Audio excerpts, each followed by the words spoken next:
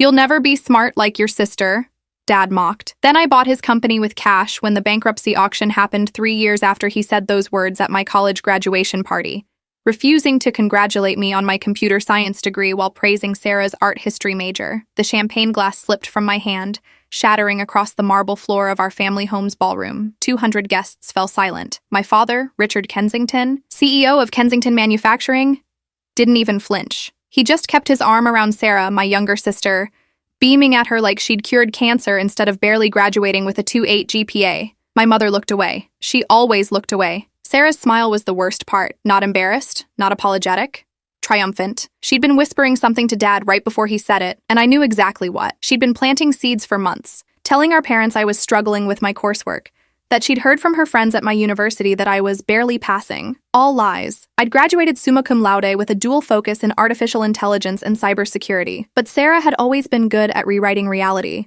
and our parents had always been willing believers when it came to their golden child. Rachel's just different. Mom had said 2 weeks earlier when I'd tried to show her my job offer from a Silicon Valley startup. Not everyone can be naturally brilliant like Sarah. You'll find something eventually, sweetheart. Maybe teaching? You were always patient with children. I'd had 5 job offers.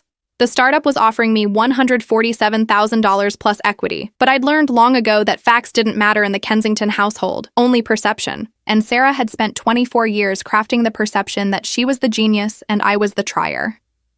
The party continued around me like the glass hadn't broken, like my father hadn't just publicly declared me intellectually inferior on what should have been one of my proudest days.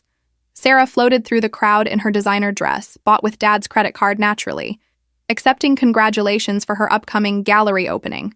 The gallery was our father's storage warehouse, repainted. The opening was family and their business associates, who couldn't say no. But everyone cooed over her artistic vision, while I stood in the corner with champagne soaking into my shoes, my computer science degree feeling like toilet paper. Uncle James found me on the terrace an hour later. He was Dad's younger brother, the one who'd been pushed out of the family business 15 years ago for lacking vision. He handed me a scotch without saying anything. We watched the city lights in silence until he finally spoke. Your father's made some interesting financial decisions lately.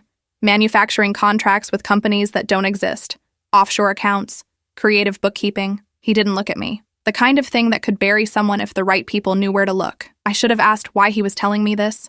I should have felt something, shock, concern, family loyalty. Instead, I felt my mind start cataloging information, creating folders, building databases. How long does he have?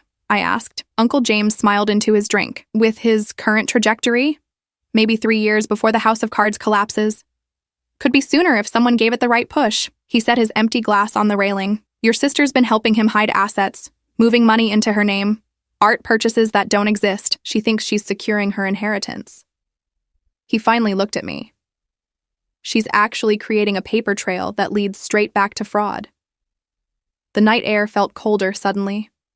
Inside, I could see Sarah laughing, Dad's arm still around her shoulders. Mom was showing someone photos on her phone, probably of Sarah's artwork. They're setting themselves up, I said quietly. Uncle James shrugged. They're setting themselves up for disaster if someone who understood complex financial systems decided to track it. But you'd need access to his corporate accounts, his personal banking, Sarah's art sales records. You'd need to be smarter than they think you are. He pushed off the railing. Good thing you're not smart like your sister, right? You wouldn't know what to do with that kind of information? I went home that night to my tiny studio apartment across town, the one I was paying for myself while Sarah lived in the penthouse Dad owned in the Diamond District. And I didn't cry. I didn't rage. I opened my laptop and started building a program. If I was going to destroy them, I needed to be surgical. I needed to be invisible. And I needed them to believe, right up until the end, that I was exactly as stupid as they thought. The startup job offer was still sitting in my email inbox. $147,000, equity, relocation to California. A clean break from the family that had spent my entire life making me feel worthless. I stared at it for a long time. Then I drafted a different email to a mid-tier financial software company in New York. $45,000, no equity, boring work. But they provided software to over 200 manufacturing companies on the East Coast. including Kensington Manufacturing. I hit send on my counteroffer before I could think better of it. They needed someone to maintain their client access systems, someone who understood both software and manufacturing protocols, someone who could troubleshoot when clients had access issues, someone who could walk through digital doors that weren't meant for her. My phone buzzed at 2 a.m. Uncle James. Just 4 words. I knew you would. The job at DataStream Financial Solutions was exactly as boring as I'd expected. Gray cubicles, fluorescent lights, and middle-aged men who explained basic coding concepts to me like I hadn't written more efficient algorithms in my sleep.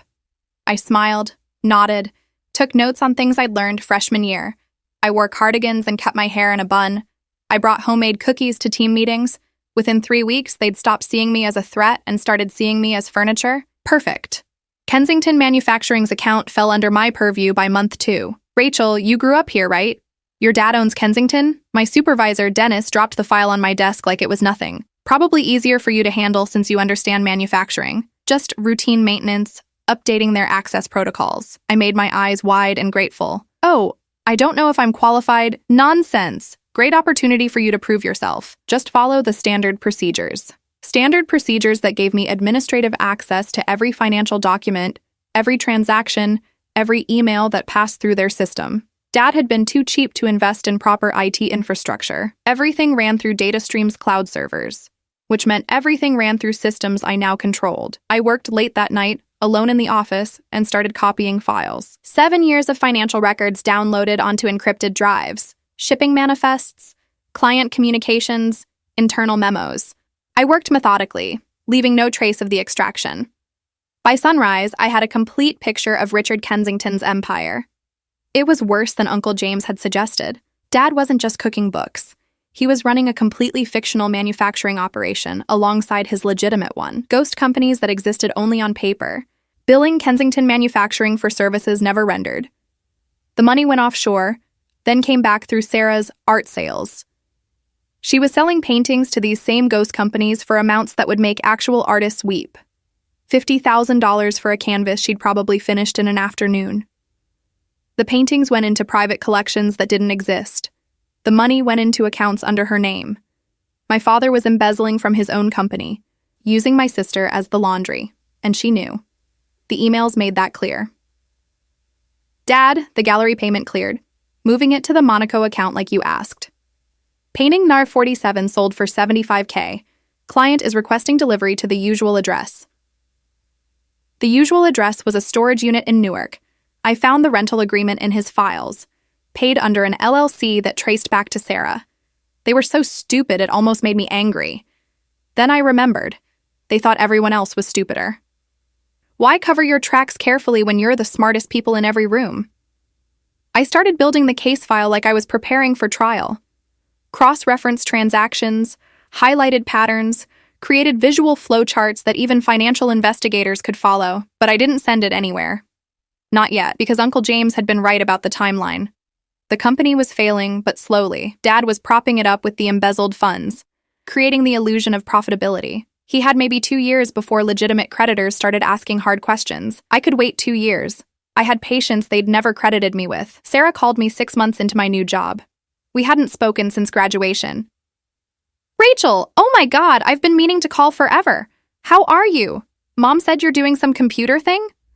Her voice had that bright, dismissive tone she used when she was about to ask for something. I made my voice soft, uncertain. Just basic tech support stuff. Nothing exciting like your art career.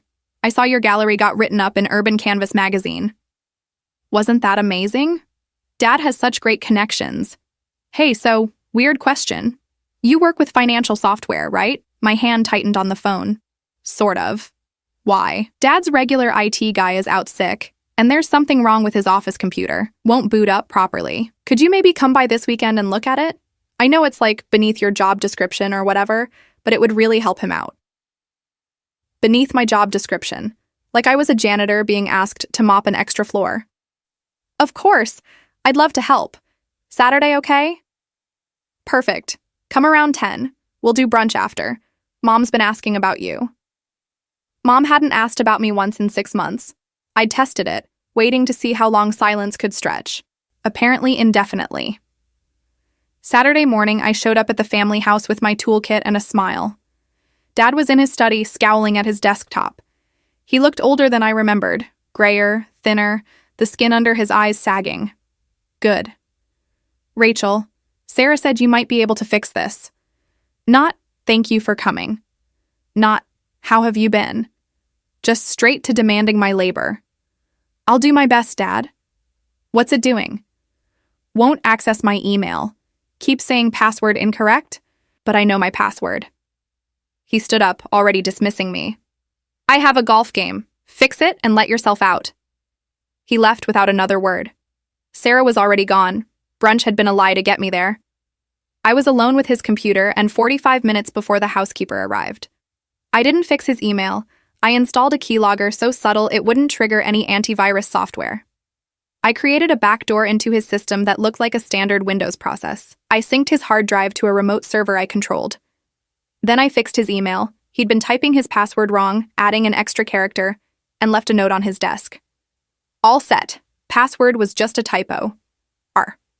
Within a week, I was watching every keystroke he made, every password, every private email, every panicked message to his accountant about quarterly projections.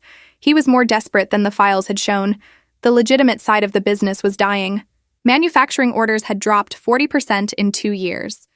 He'd been hiding the losses with the embezzled money, but that well was running dry. The ghost companies could only bill so much before auditors noticed. He needed a miracle or a catastrophic distraction. He chose catastrophe. I watched him draft the email to his insurance broker in real time, my coffee going cold in my hand. Regarding the conversation we had about coverage limits on the Newark facility, confirm that fire damage would be covered at replacement value.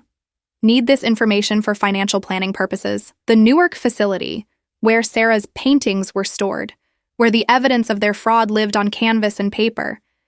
They were going to burn it down and claim insurance, destroy the evidence and get a payout. I sat back in my desk chair, surrounded by gray cubicles and humming monitors, and I started laughing. Dennis looked over his partition. You okay, Rachel? Just remembered a funny joke, I said, about people who think they're clever. That night, I copied everything from the Newark storage unit's security system. DataStream handled their access control too, another gift from the universe. I downloaded every entry log, every timestamp, every grainy video of Sarah carrying paintings inside. I saved it all to drives that were already hidden in 3 separate locations. Let them burn it. I had copies of everything, and now I had proof they'd destroyed evidence. But I didn't stop them.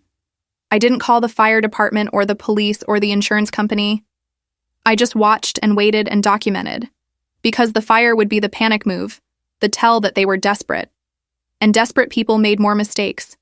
They'd burn the evidence and think they were safe, and they'd get sloppy. That's when I'd strike. The fire happened 3 weeks later. Electrical fault, the report said. The Newark storage unit burned to the ground, taking 12 years of artistic output with it. Sarah sobbed at the family dinner I'd been suddenly invited to, another transparent attempt to use me. All my work, my entire portfolio. Mom patted her hand. Dad looked grim and determined. The insurance will cover it, sweetheart. Every piece was documented and insured. You'll be able to start fresh. Fresh, with $750,000 in insurance money for paintings that cost maybe $5,000 total in supplies. I ate my mother's pot roast and made sympathetic noises. At least you have the photographs for your website, I offered. Sarah's eyes were dry 30 seconds after the tears. True. And honestly, this might be good for my career. There's something romantic about an artist whose early work was lost to tragedy. Makes the new pieces more valuable. She was already calculating her profit. Dad was nodding along, doubtless thinking about how that insurance money would float the business another 6 months. Neither of them noticed Mom watching them with an expression I couldn't quite read, but I filed it away in my mental database. My mother wasn't stupid, just complicit. There was a difference. I went home and added the fire report to my case file. Arson investigators had found the cause suspicious but not actionable. Electrical fire, possibly accelerated by paint thinners stored improperly. No charges. The insurance company paid out 4 months later. I watched the money flow through the accounts, to Sarah, to offshore holdings, back to Kensington Manufacturing's operating expenses. Round and round, a carousel of fraud funded by insurance payout. And then Dad made his biggest mistake. He got confident. The insurance money had bought him breathing room, and he decided to expand the ghost company operation. More fake vendors, more fraudulent billing, More money laundering through Sarah's thriving art career. He wasn't just embezzling anymore. He was running a full criminal enterprise. And he was emailing about it constantly, never suspecting that every word was being recorded by his disappointment of a daughter. Uncle James met me for coffee one year into my employment at DataStream. We sat in a corner booth and he slid a business card across the table. Friend of mine. FBI Financial Crimes Division. When you're ready. I looked at the card. Special Agent Morrison. White-collar crime. I tucked it into my wallet. Not yet, I said. Let me know when, Uncle James said. I'll be ready to testify. About everything. The original embezzlement, the offshore accounts, all of it. I kept my own records when he forced me out. Why did you wait? I asked. Why not turn him in years ago? Uncle James smiled, and it wasn't a nice expression. Because taking him down in his prime wouldn't hurt enough. I wanted to wait until he'd built everything up. Until he had something worth losing. Until the fall would be far enough to really shatter him. He stood up. Patience is a virtue your father never learned. Good thing it runs in the family.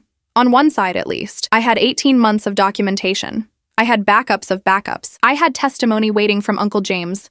I had proof of embezzlement, fraud, insurance fraud, money laundering. I had enough to put both my father and sister in prison for decades. But Uncle James was right. It would hurt more if they thought they'd won first. If they felt safe. If they got comfortable in their success built on stolen money and my humiliation. So I waited. And I watched. And I kept building my case file like other people built photo albums. Every crime documented. Every transaction traced. Every lie cataloged and cross-referenced. I became an expert in financial fraud law. I studied case precedents. I learned what prosecutors needed for conviction versus indictment. I made myself into the perfect witness because I was going to be the one who buried them. My 27th birthday came and went without acknowledgement from my family. Sarah posted photos from Paris, a research trip funded by her art sales. Dad posted about a business acquisition. Kensington Manufacturing expanding into new markets. All smoke and mirrors, I knew from the files.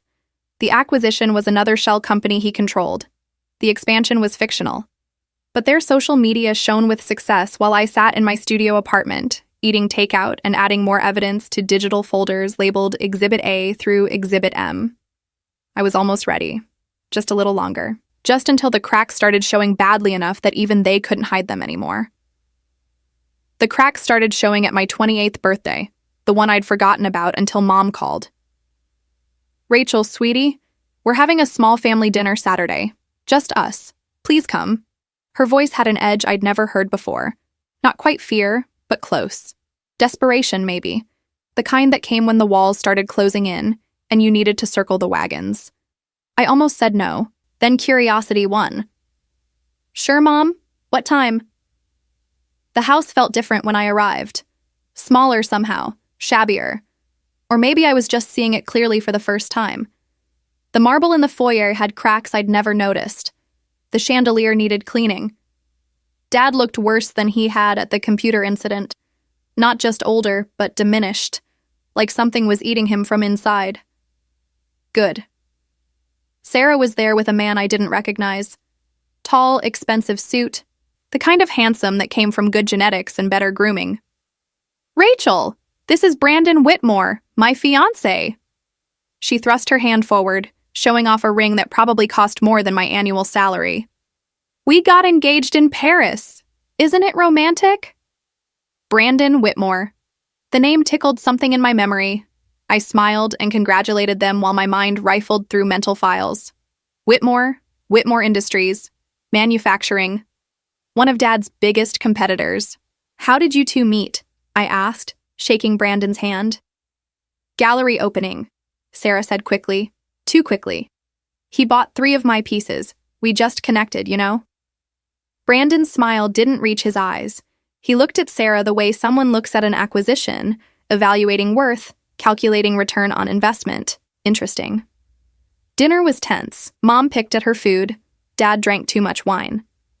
Sarah chattered about wedding plans, destination ceremony, 500 guests, the event of the season. Brandon mostly stayed quiet, occasionally placing his hand over Sarah's in a gesture that looked possessive rather than affectionate. I played my role, the slightly awkward older sister, happy for them, asking innocent questions about their plans. Brandon's going to bring me into Whitmore Industries as a creative consultant, Sarah announced over dessert. He says my artistic vision could revolutionize their product design. Dad's fork clattered against his plate. That's wonderful, he said, his voice flat. Wonderful opportunity. The tension spiked so sharply I could taste it. Mom stood up suddenly. Rachel, help me with coffee?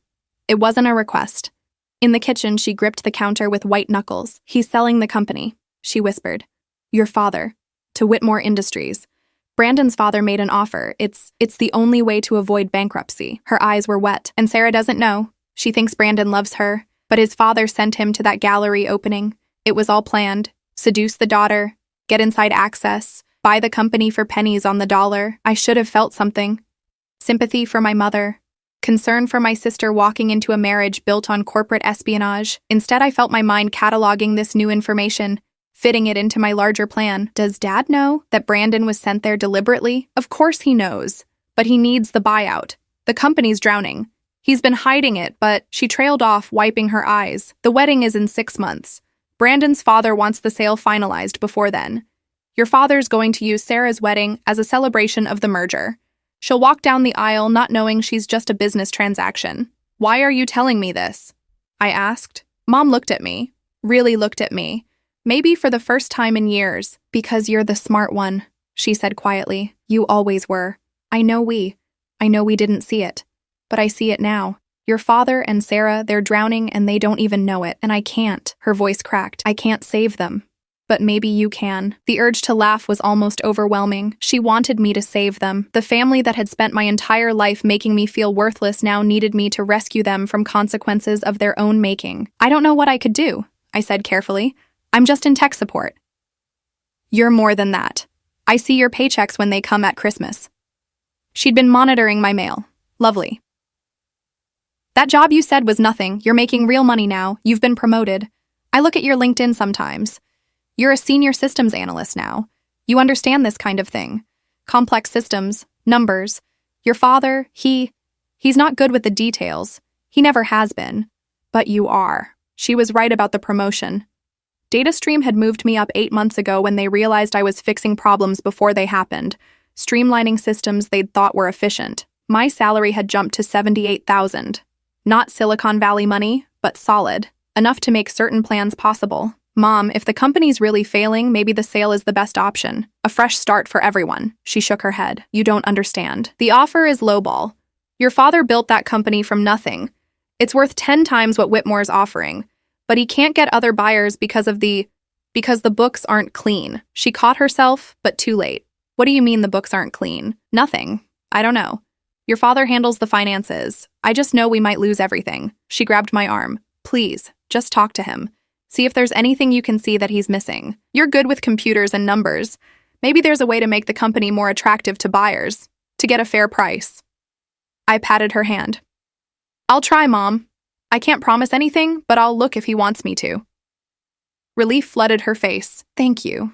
Thank you, Rachel. I knew you'd help. She'd known nothing. She'd ignored me for 28 years and now wanted me to save the ship I'd been personally sinking. The irony was exquisite. Back in the dining room, Dad and Brandon were in quiet conversation. Sarah was on her phone, probably posting about her engagement. I cleared my throat. Dad, Mom mentioned the company's looking at some transitions. If you need any help with systems analysis or financial software stuff, I'm pretty good at that now. Dad looked at me like he'd forgotten I was there. That's actually, Rachel, that might be helpful. The due diligence process for the sale has been complicated. If you could review some systems, make sure everything's optimized for the transition. Happy to help, I said. Translation, I'd just gotten permission to legally access everything I'd been accessing illegally for 2 years. Now I could document it officially, copy files openly, ask questions without suspicion. They were handing me the murder weapon and asking me to sharpen it. The next week, I went to Kensington Manufacturing's offices for the first time since high school. Dad's assistant set me up in a conference room with system access and a stack of files. Mr. Kensington said to give you whatever you need.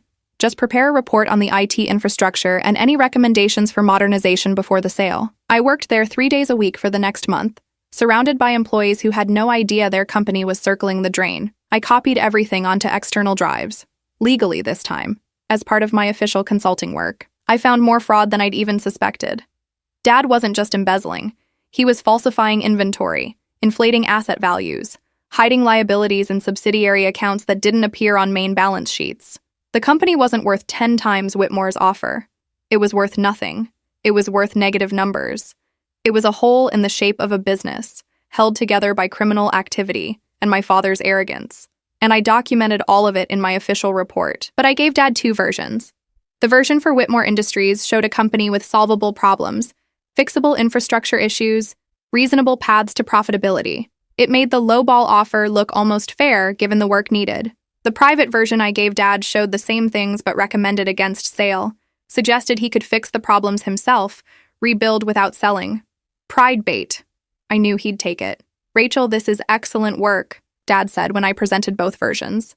He was reading the private one, the flattering one. "You really think we can turn this around without selling? The problems are significant but not insurmountable," I said, lying through my teeth. "With the right management and some capital injection, absolutely." I watched him sit straighter, saw hope flicker in his eyes, the hope of not having to admit failure, not having to sell his legacy for pennies. "What kind of capital are we talking about?" "Approximately $2 million over 18 months, used for technology upgrades, inventory correction, new client acquisition." Numbers I'd calculated carefully, just slightly more than he could access through his remaining embezzlement schemes and Sarah's art fraud.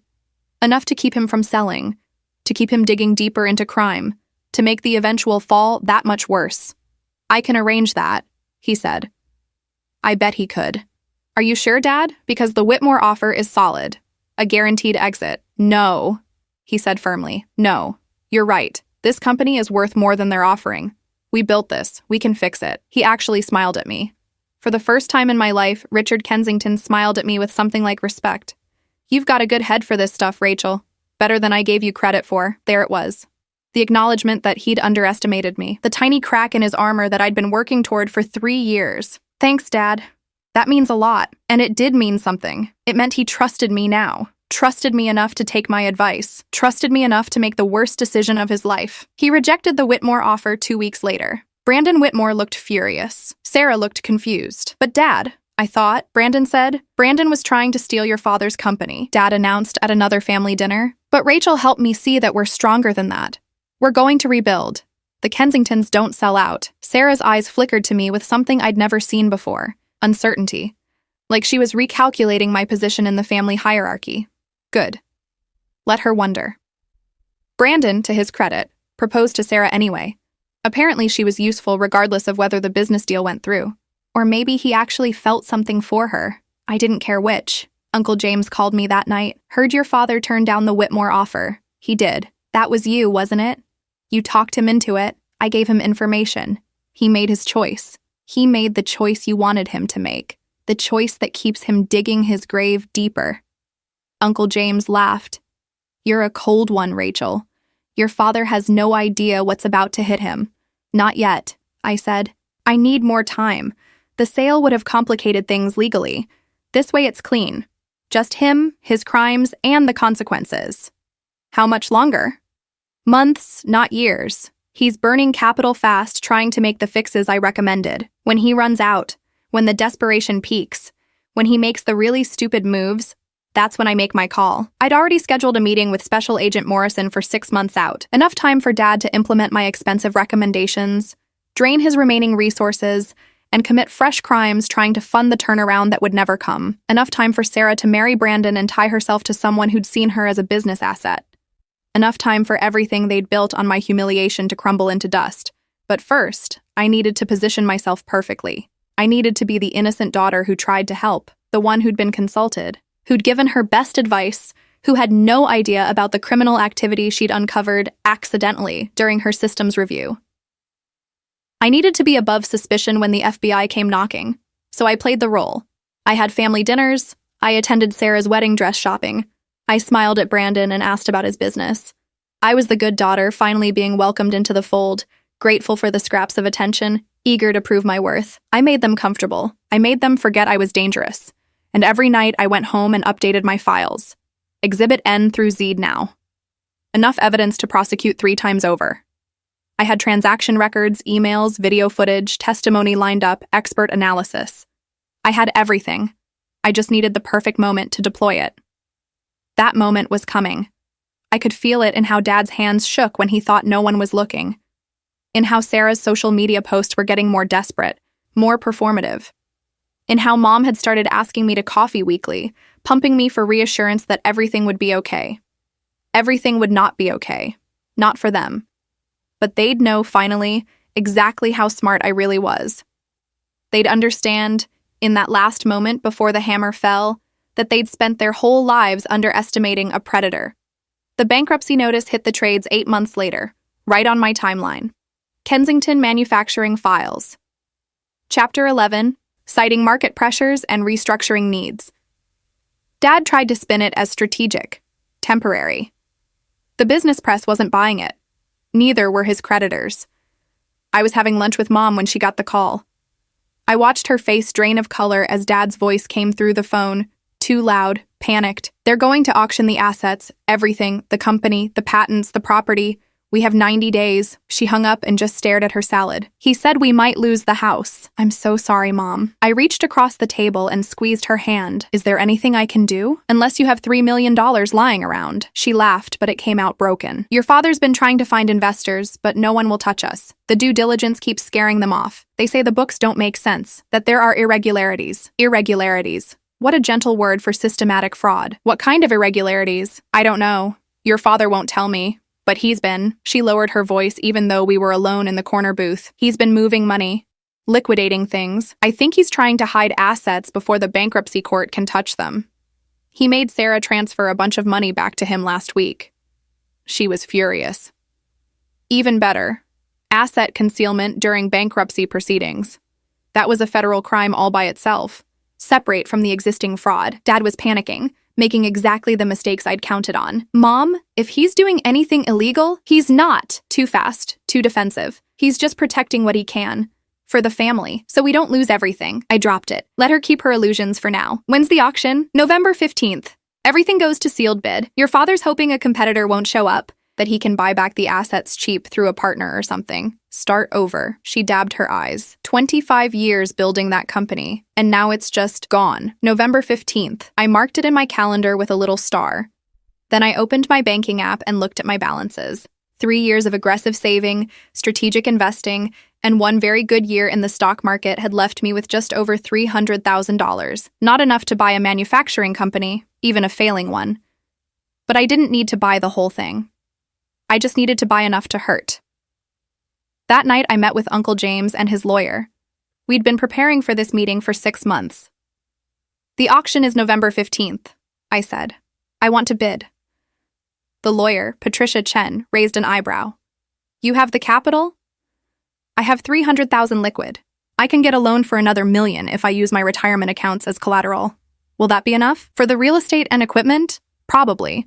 The company itself, the name, the patents, those might go higher, but you could pick up pieces. Patricia tapped her pen against her notepad. Question is, do you want pieces or do you want to make a statement? Statement, I said. I want to buy the parts he loves most. The original factory building where he started. The Kensington name and trademark. The client list. Let someone else have the equipment and inventory. I want the identity. Uncle James grinned. That's my niece. Patricia nodded. I can structure the bids to maximize impact while staying in your budget. But Rachel, you understand that your father will know it's you? That this will end any chance of family reconciliation? There was never going to be reconciliation, I said. There's just going to be justice. The next 6 weeks were a blur of loan applications and financial restructuring. I liquidated everything I could, borrowed against everything I couldn't. 3 banks turned me down before I found one willing to gamble on me. The loan officer was a woman about my age who'd read about the Kensington bankruptcy. This is personal, isn't it? She asked. Very. Good. I like personal. It means you'll fight harder than someone just looking for ROI. She approved the loan. Make it count. I didn't tell my family. I went to dinners and listened to Dad's plans to partner with a friendly buyer who'd let him stay on as consultant. I nodded along when Sarah complained about having to return money to Dad, how it was affecting her wedding budget. I smiled at Brandon when he made pointed comments about failed family businesses, and inside I counted down days like a kid before Christmas. Sarah's wedding was November 1st, 2 weeks before the auction. A destination event in the Bahamas, 200 guests, 3 days of festivities. I almost skipped it, but Uncle James convinced me otherwise. You need to be there. he said. You need to see them at their peak before the fall, and they need to remember that you were there smiling when they still thought they had won. So I went. I wore a bridesmaid dress I paid for myself while Sarah wore a gown that cost $40,000. Money that technically should have been disclosed to the bankruptcy court. I smiled in photos. I gave a toast about sisterhood and new beginnings. I danced with Uncle James while Dad glared at us from across the reception tent, still angry that his brother existed at all. He doesn't know you two are working together, I said, as we swayed to some generic wedding song. He thinks you're still the failure who got kicked out. Let him think it. 2 weeks from now, he'll have plenty of other things to worry about. Uncle James spun me out and back. You ready for this? Once it happens, there's no taking it back. I've been ready for 3 years. The song ended. Sarah and Brandon had their first dance. Everyone applauded. I applauded. I looked at my sister in her dress and my father beaming with pride and my mother crying happy tears, and I felt nothing but anticipation. They looked so happy, so secure in their place in the world. 2 weeks later, I walked into the bankruptcy auction at the federal courthouse in Manhattan, wearing my best suit and carrying a cashier's check. The room was surprisingly full. Vulture investors, competing manufacturers, liquidation specialists. Dad was there with his lawyer, looking haggard.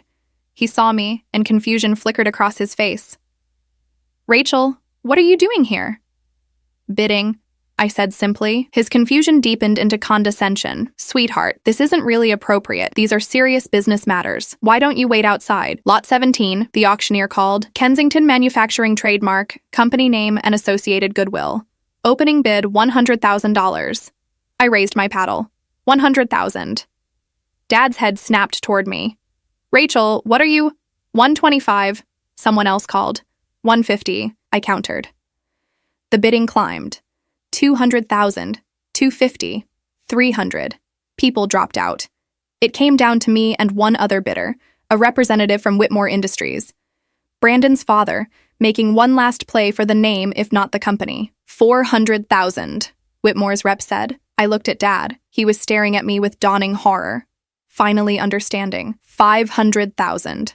I said clearly. Silence. The Whitmore rep shook his head and sat down. Sold, the auctioneer said.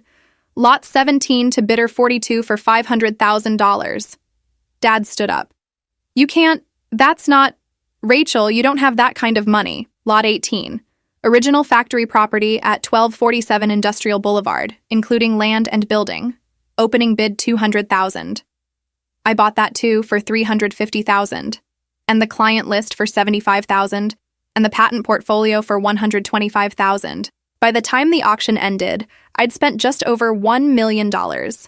I owned the name Kensington Manufacturing. I owned the building where Dad had started his company 30 years ago. I owned the relationships with clients and the intellectual property. Everything that made the company what it was, I owned it. What I didn't own was the equipment, the inventory, the existing contracts. Those went to other bidders for pennies on the dollar. Enough to pay off secured creditors, but not enough to save Dad from financial ruin. He cornered me in the hallway after. What the hell did you just do? That's my company, my name. Was your name? I said calmly. Now it's mine. Legally purchased through proper bankruptcy proceedings. I own Kensington Manufacturing now, Dad. Or what's left of it. You don't have $1 million. Where did you get? His face changed as he calculated. You've been planning this whole thing, telling me not to sell, giving me that report, making me think I could save it. You were setting me up to fail. I didn't set you up to fail. You were already failing. I just documented it. I adjusted my bag on my shoulder. And now I've bought the pieces I want from the wreckage, fair and square. You vindictive little... He caught himself, aware of people watching. This is because of what I said at your graduation, isn't it? Because I didn't praise you enough? You're really that petty? This isn't about graduation, Dad. This is about 28 years of being treated like I was worthless. Being compared to Sarah and found wanting. Being used for tech support but never valued. You thought I wasn't smart enough to matter. I smiled. Turns out I was smart enough to buy your entire legacy. I'll fight this. I'll sue you for something. Fraud. Manipulation. Sue me with what money? Your assets are frozen, your accounts are empty, and your house is 90 days from foreclosure. I checked that morning. You're broke, Dad. And I'm the new owner of Kensington Manufacturing. Enjoy your bankruptcy. I walked away while he was still sputtering threats. Uncle James was waiting by the elevator. "How do you feel?" he asked. "Like I'm just getting started," I said. Special Agent Morrison's office was smaller than I expected. Gray walls, filing cabinets, a desk covered in folders. She looked tired, like she'd seen too many white-collar criminals and not enough convictions. "Miss Kensington, you said you had information about financial crimes?" I set my laptop on her desk and opened the first folder. 3 years of documentation regarding systematic fraud, embezzlement, money laundering, insurance fraud, and bankruptcy fraud committed by Richard Kensington and Sarah Kensington Whitmore. I turned the screen toward her, all cross-referenced, verified, and backed up in multiple locations, including testimony from a witness who was involved in the original embezzlement scheme 15 years ago. Agent Morrison leaned forward, scrolling through files. Her expression shifted from polite interest to focused intensity. "This is comprehensive. How did you obtain this information?" "Some of it through my employment at DataStream Financial Solutions, where I had legitimate access to client records. Some through systems analysis work I did as a paid consultant during the bankruptcy proceedings, and some through evidence my uncle preserved from his time at the company. All technically legal, all documented, all admissible." "Your uncle is James Kensington?" "Yes. He's willing to testify about the offshore accounts, the shell companies, and the original fraud that got him forced out of the company. He kept meticulous records." "And you're willing to testify as well?" "Absolutely. About everything I found during my consulting work. The falsified inventory, the hidden liabilities, the ghost vendors, all of it." Agent Morrison scrolled for another 10 minutes in silence. Then she picked up her phone. "I need financial forensics down here, and someone from the DA's office. We're going to need warrants." She looked at me. "Ms. Kensington, do you understand that your testimony might implicate your entire family? Your mother could be charged as an accessory if she knew about the fraud." "My mother knew something was wrong, but not the specifics. She's a victim more than an accomplice. She can testify to that." I'd already talked to Mom finally, 3 days after the auction, told her everything. She'd cried for hours, then admitted she'd suspected but been too afraid to look closely. "But she'll cooperate fully with the investigation." "And your sister?" Sarah knew exactly what she was doing. The emails make that clear. She was an active participant in the money laundering scheme. She falsified art sales, accepted payments from shell companies, and helped my father hide assets. I pulled up a specific folder, including moving money around during the bankruptcy proceedings in violation of automatic stay provisions. Agent Morrison smiled for the first time. "You really did your homework. I had 3 years and a lot of motivation." "Can I ask what that motivation was? This level of documentation. This isn't just about reporting a crime. This is personal. My father told me I'd never be as smart as my sister. At my college graduation, in front of 200 people.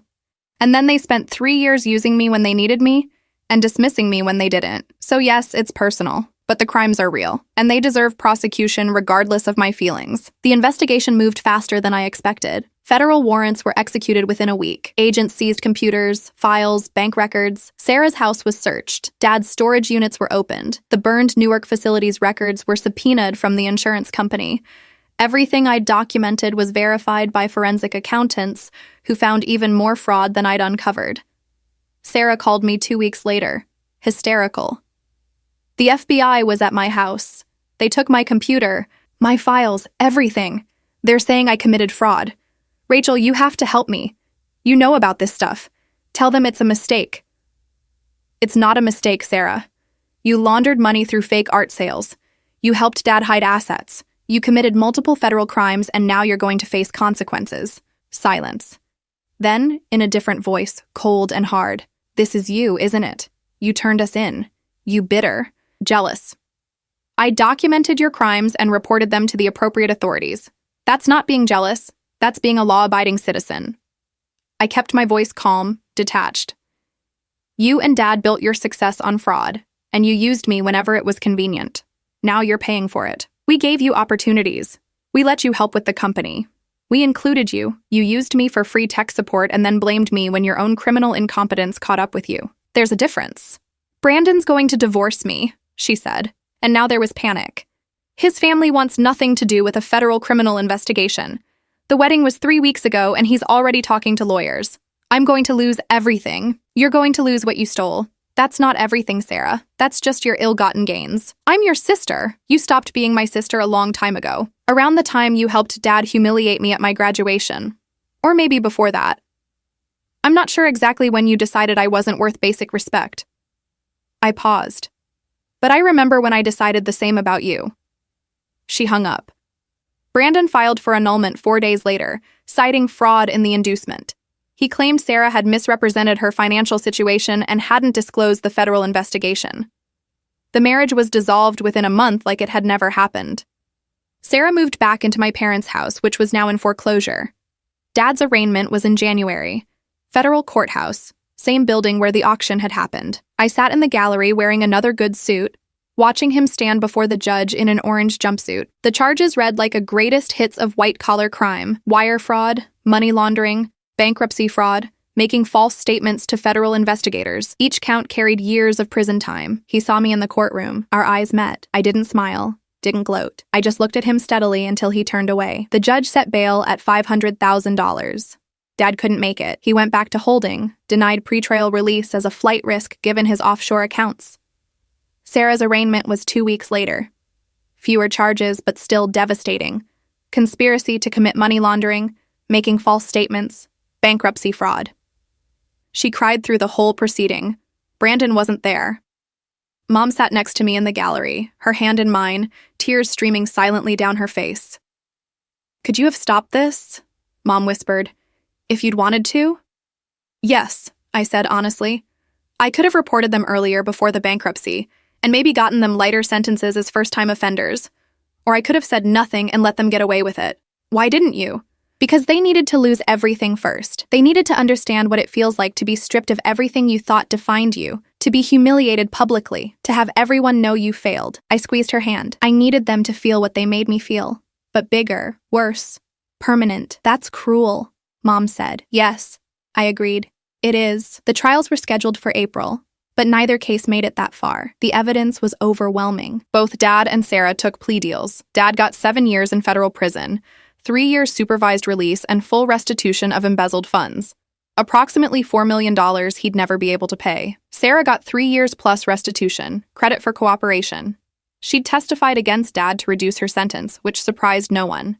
When the ship sank, Sarah always saved herself first. I attended both sentencing hearings, watched the judge explain how fraud corrodes the economic system, how people like them destroyed trust and hurt honest workers. Watched Dad's shoulders slump as he realized 7 years meant he'd be 65 when released, his entire professional life over. Watched Sarah sob as she was remanded into custody, her art career dead, her marriage annulled, her social media accounts deleted in shame. The judge asked if I wanted to give a victim impact statement at Dad's sentencing. I did. I stood up and walked to the podium, and I looked at Richard Kensington in his defendant's chair. "Your Honor, the defendant stole money, committed fraud, and broke numerous laws, but his biggest crime against me wasn't financial. It was making me believe I was worthless, making me doubt my intelligence, my capabilities, my worth as a person. He spent my entire life comparing me unfavorably to my sister, using me when convenient, and dismissing me when not. At my college graduation, he told me I'd never be as smart as Sarah, in front of hundreds of people, and I believed him for years." I paused. Dad was staring at the table, but then I realized something. Someone as stupid as he thought I was couldn't have documented 3 years of complex financial crimes, couldn't have built an airtight case that forensic accountants called prosecution gold, couldn't have bought his company's assets out from under him at bankruptcy auction. So either I was actually smart or he was actually stupid. Turns out it was both. A few people in the gallery laughed. The judge didn't stop them. The defendant's fraud cost his creditors millions. It destroyed his employees' jobs. It damaged his industry's reputation. But to me, the real justice is this. He'll spend the next 7 years knowing that the daughter he called stupid was smart enough to dismantle his entire life. That's the sentence I wanted. The court's sentence is just a bonus. I sat down. Dad didn't look at me, but his lawyer did, with an expression somewhere between horror and respect. After the hearing, Agent Morrison found me in the hallway. That was quite a statement. It was honest. "The Bureau appreciates your cooperation. This case is going to be used in training. It's a textbook example of how to build a white-collar crime prosecution. Your documentation was impeccable." "Thank you." I meant it. I'd worked hard on that documentation. "What will you do now?" "I hear you own a manufacturing company." She smiled. "About that, I did some research on you, Ms. Kensington. Your father was right about one thing. You're not like your sister. You're much smarter. That company you bought for parts, you could actually do something with it, if you wanted to. Maybe I will, I said. Or maybe I'll just sell the name to someone who wants it. I haven't decided. That was a lie. I'd already decided. I was going to rebuild Kensington Manufacturing, not as my father's legacy, as mine. Using ethical practices, honest accounting, and actual competence. I was going to turn the company he'd destroyed into something successful, and I was going to do it using his name, so everyone would know that the Kensington who succeeded wasn't Richard or Sarah. It was Rachel, the one they'd said would never be smart enough. 18 months after Dad's sentencing, I sat in my office on the third floor of 1247 Industrial Boulevard, the original factory building I'd bought at auction. The space had been renovated, updated, modernized. The old Kensington Manufacturing sign was gone, replaced with new lettering. Kensington Technical Solutions. Same name, different vision. We specialized in precision components for medical devices. Clean industry, high margins, ethical supply chain. I'd poached 3 of Dad's best engineers who'd been laid off in the bankruptcy. Hired Uncle James as COO. Turned out he was excellent at operations when he wasn't being undermined by his criminal brother. Built relationships with clients Dad had abandoned when he was too busy committing fraud. The company was profitable. Not massively, not yet, but solidly, in the black. Year 2 projections looked even better. I had 12 employees, a partnership with a major hospital supplier, and a patent pending on a component design I'd developed with my team. In 2 years, I'd done what Dad couldn't in 30. Built something sustainable and real. My phone buzzed. Email from Sarah. I almost deleted it unread, but curiosity won.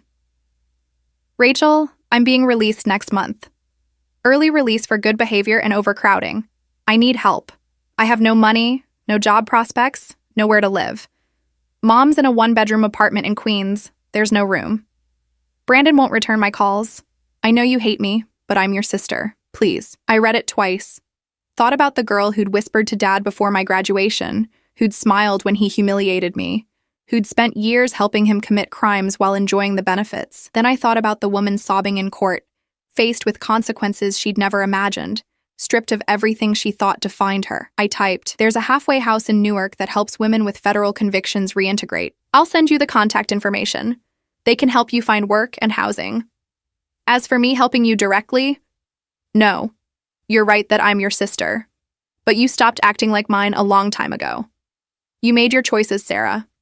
Now live with them. Good luck." I hit send and blocked her email address. Maybe that made me cruel. I didn't particularly care. Some bridges, once burned, stay burned. Dad still had 5 years left on his sentence. He'd sent me one letter from prison, 6 months into his term. I'd kept it unopened for a week before finally reading it. The letter was 3 pages of self-justification, minimization, and blame shifting. If you hadn't interfered, if you'd just let me handle things, if you'd been more supportive instead of vindictive. Not one word of apology, not one acknowledgement of what he'd done to me, to his employees, to his creditors. Just anger that I'd held him accountable. I'd written back. One line. "You told me I'd never be as smart as Sarah. You were right. I'm smarter. Best wishes, Rachel." I never heard from him again. Mom and I had lunch once a month. She'd gotten a job at a nonprofit after losing the house, doing grant writing. She was good at it, apparently. Better than being a society wife to a criminal. We didn't talk about Dad or Sarah much. Mostly we talked about her work, my company, neutral topics that didn't involve family destruction. "Do you regret it?" she asked me one afternoon over salads. "Turning them in? Taking everything?" "No," I said immediately. "Do you?" She thought about it. "I regret that it was necessary. I regret that your father made choices that led there. I regret that I enabled him by not asking harder questions. But you doing what you did? No. I don't regret that. Someone had to stop them. I'm just sorry it had to be you." "I'm not," I said. And I meant it. For the first time in my life, I'd taken control. I'd stopped being the daughter who accepted whatever scraps of affection they threw.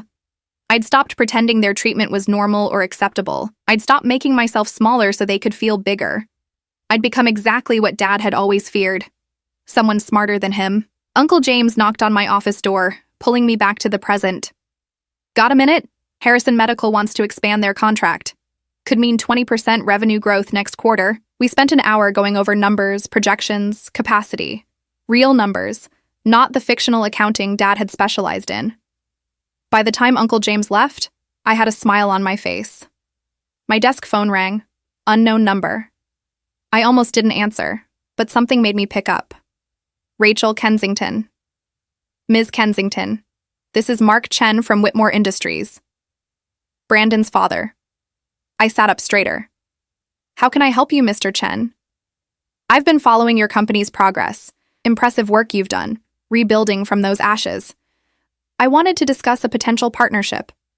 Whitmore manufactures. You provide precision components. There could be synergy there. He paused. I also wanted to apologize. My son's behavior toward your sister was strategic, but perhaps not ethical, using her to access your father's company. Your son dodged a bullet, I said. Sarah would have destroyed his life eventually. Chen laughed. Fair point, but the offer stands. I'd like to discuss business. No family complications, no ulterior motives. Just two companies that could benefit from working together. We set up a meeting for the following week. After I hung up, I leaned back in my chair and looked around my office. My company. My success. Built on my intelligence, my planning, my refusal to accept their narrative about who I was. The Kensington name meant something different now. Not my father's fraud. Not Sarah's fake art career. It meant precision, reliability, ethical business. It meant a company run by someone who actually knew what they were doing. I pulled up my email and found the last message Dad had sent before I blocked him. You destroyed this family out of spite, it read. You took everything from us because of petty revenge. I hope you're happy with yourself, living in your bitterness. I wasn't bitter. I was successful. There was a difference. That evening I drove past the old family house, someone else's now, bought in foreclosure by an investment group. The marble in the foyer was probably still cracked. The chandelier probably still needed cleaning. But it wasn't my problem anymore. I had my own place now. A condo in a good neighborhood, paid for with legitimate income from work I'd earned.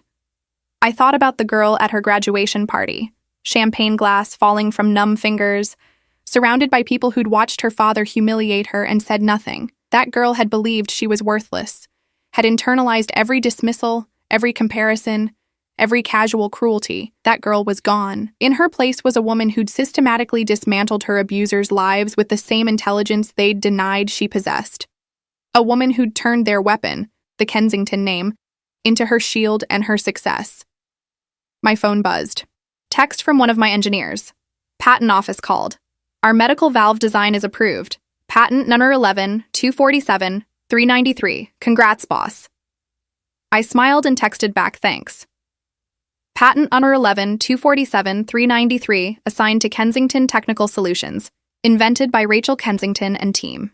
That patent would be worth millions eventually, and it would carry the Kensington name into the future. My way, not my father's. I'd heard through Mom that Dad spent his prison time in the library, reading business books and telling anyone who'd listen that he'd been a successful CEO before his ungrateful daughter ruined him. Let him tell that story. The truth was, in the court records, the newspaper articles, the business filings. Richard Kensington had built an empire on fraud, and Rachel Kensington had brought it down with intelligence and patience. Sarah, I'd heard through the same channels, was working retail somewhere in New Jersey, living in a studio apartment, taking the bus to work, trying to rebuild under her married name even though the marriage had been annulled. She'd started a blog about recovering from white-collar crime that had exactly 47 followers. Sometimes I looked at it when I was feeling vindictive, watched her try to position herself as a victim of circumstance rather than an active participant in fraud. But mostly I didn't think about them at all anymore. They'd taken up enough of my life, enough of my emotional energy, enough of my time and attention and effort.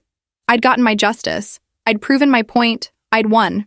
Now I was just living, building my company. Dating occasionally. A software engineer I'd met at an industry conference who made me laugh and never once compared me to siblings I didn't have. Planning for the future, making real money doing real work. Being, finally, exactly as smart as I'd always been. Not smarter than Sarah. I'd never actually been competing with her. Smarter than they'd let themselves see. Smart enough to wait. Smart enough to document. Smart enough to strike at exactly the right moment. Smart enough to win. The Kensington name would continue. Just not the way Dad had planned. Not through his legacy of fraud and failure. Through mine.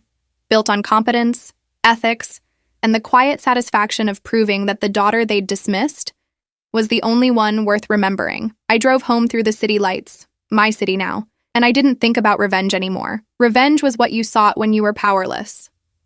I'd never been powerless, just underestimated. And there was nothing more dangerous than someone smart who everyone thought was stupid. They'd learned that lesson. 7 years in federal prison and 3 years of rebuilding from nothing had taught them well. But I'd learned something too, that being underestimated was a gift, if you were patient enough to use it. My father had told me I'd never be as smart as my sister. He'd been right about one thing. I wasn't like Sarah at all. I was so much better.